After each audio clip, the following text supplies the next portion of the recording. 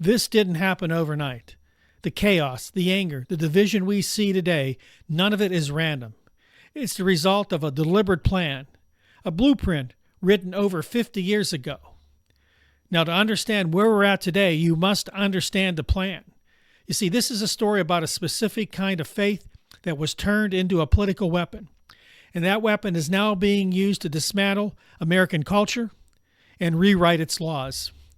Hi, I'm David Tomsic, and this is Loud and Clear. Now let's set the terms. Before we get started, we have to be clear on what we are and are not talking about. This is not a critique of Christianity.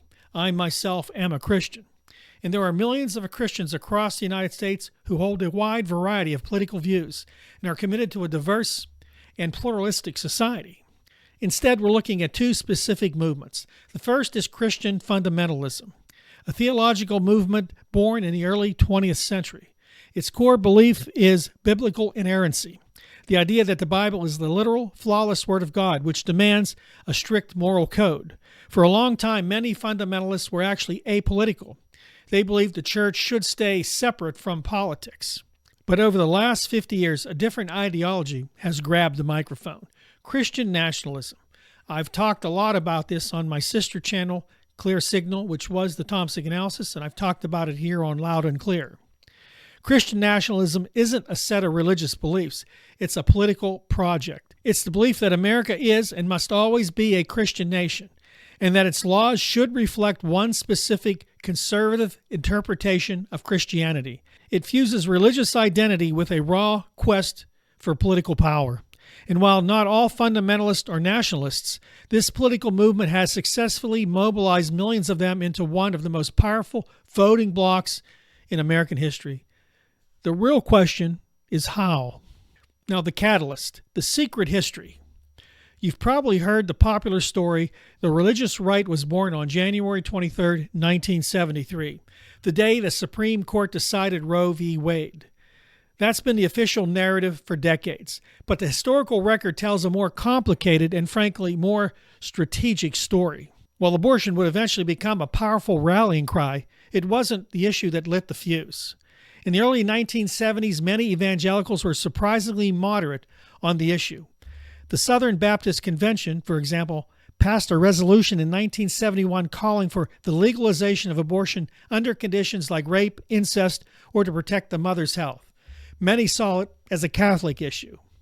The real catalyst for political organization was something else entirely: racial segregation. Now let me stop here. This has always been the big topic for right-wing conservative Christians. Always has been, especially in the South. So when everybody wants to talk about abortion, it was a topic that sounds popular, but really underneath of it, there was more.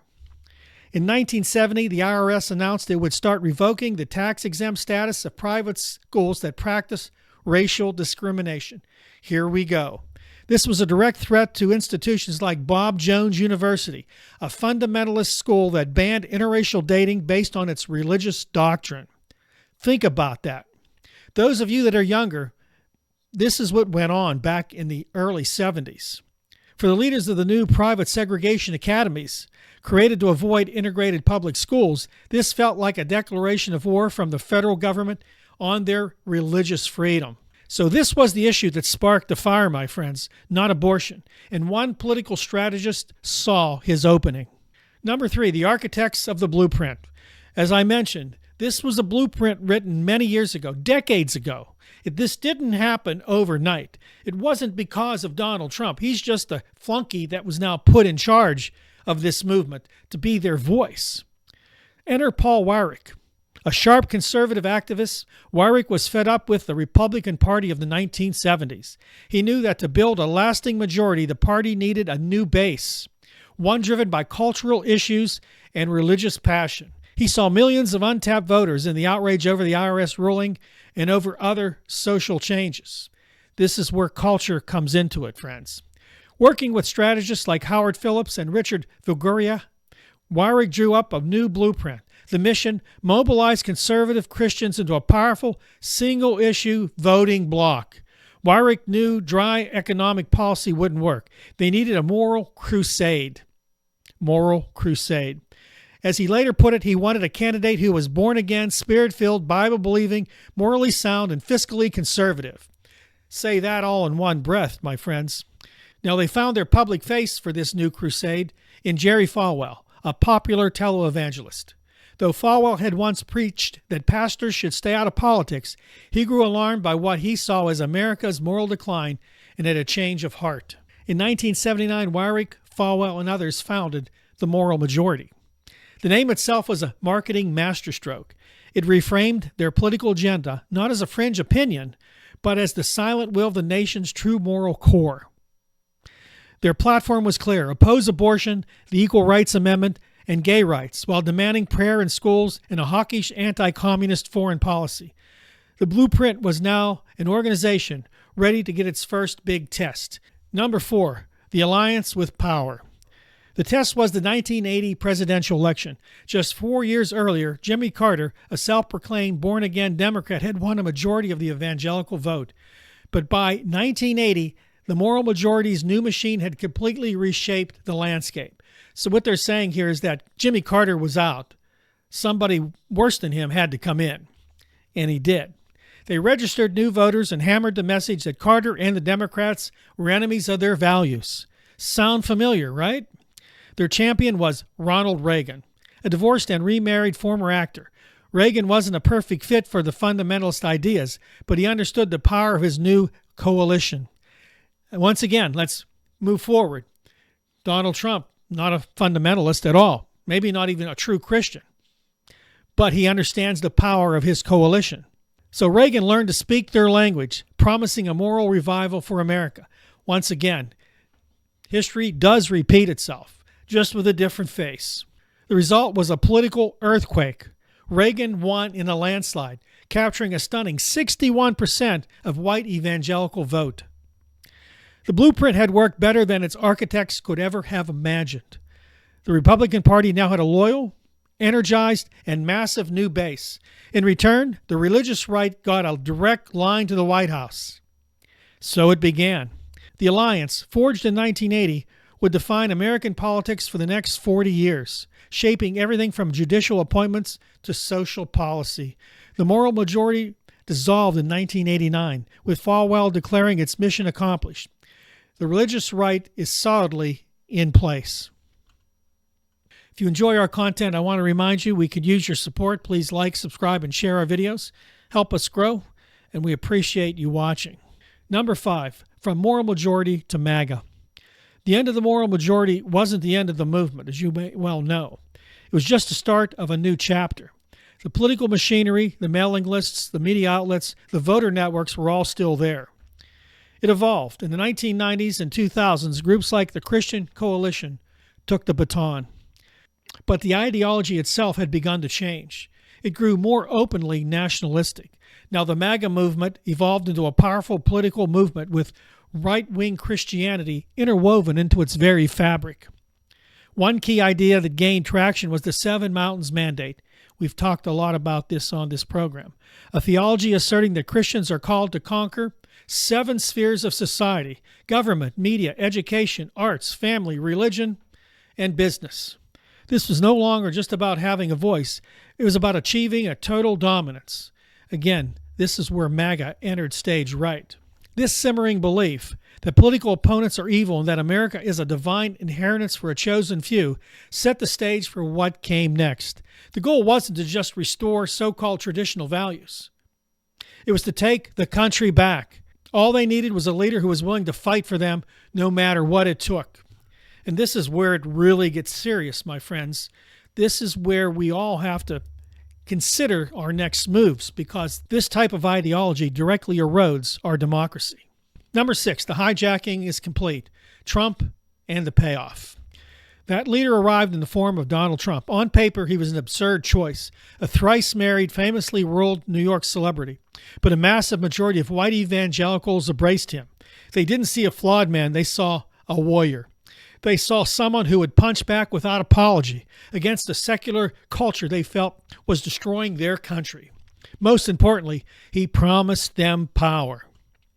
Now, similar to Ronald Reagan, Donald Trump really had no skin in the game as far as being a Christian, but he saw the power of this coalition. Specifically, Trump promised them judges, and he delivered, appointing hundreds of conservative federal judges and, critically, 3 Supreme Court justices who would ultimately overturn Roe v. Wade, the finish line for a 50-year political marathon. Today, the influences of this movement are impossible to ignore. We see it in the battles over LGBTQ+ rights, the war over school books, and the rise of political manifestos like Project 2025. Coordinated by conservative groups, Project 2025 is an over 900-page blueprint to radically reshape the U.S. government. It explicitly calls for infusing biblical principles into law, dismantling federal agencies, and stripping away rights related to abortion access and marriage equality. This is the original blueprint on steroids, an open declaration of intent to remake America in the image of one narrow, fundamentalist worldview. Before I continue, please like, subscribe, and share our videos. Help us reach more people with this content. If you enjoy this content, we need your support. Now, there are 2 futures. The journey from a 1970s tax fight over segregation to a detailed plan to overhaul the federal government was long, strategic, and incredibly effective. A political ideology wrapped in the language of faith has successfully captured an American political party and now stands on the verge of transforming the entire nation. This brings us today to a stark choice between 2 futures. One is pluralistic democracy, one that respects separation of church and state, protecting both freedom of religion and freedom from religion for every single citizen.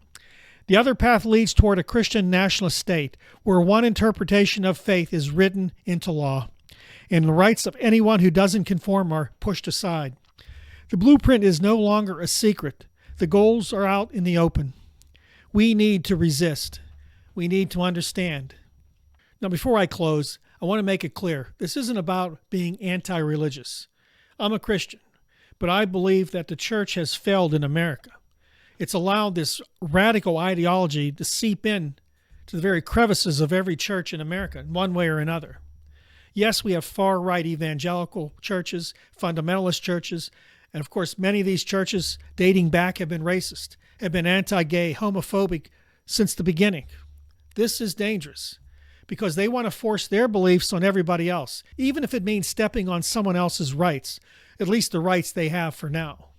I don't believe we should demand people believe what we believe, and I especially don't like it when they're going to use the federal government as its enforcement arm. These are dangerous times, my friends, and dangerous times mean we must be careful. We must be proactive.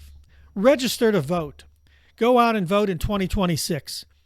Get these people out that now support this right-wing agenda. We must vote them out, and we must have the Democrats, no matter how much you may dislike it, take over Congress. And hopefully you Democrats who are listening will do the right thing. We must also worry about 2028. Donald Trump is a guy who definitely does not want to leave office, who believes he should be king. I've tried to make people understand that Donald Trump is not a person we can trust. Even though the evangelicals and fundamentalists love him, we must make a stand against him because he will destroy this country. He will destroy our democracy, and he will hurt people along the way as he already has. So please keep that in mind when you go to the polls in 2026. And please be sure that you continue to watch our videos. We're trying to give you as much information as we can. And I'm going to be back again very soon. And I hope you join me. Remember to love your neighbor as yourself. And I'll see you next time right here on Loud and Clear.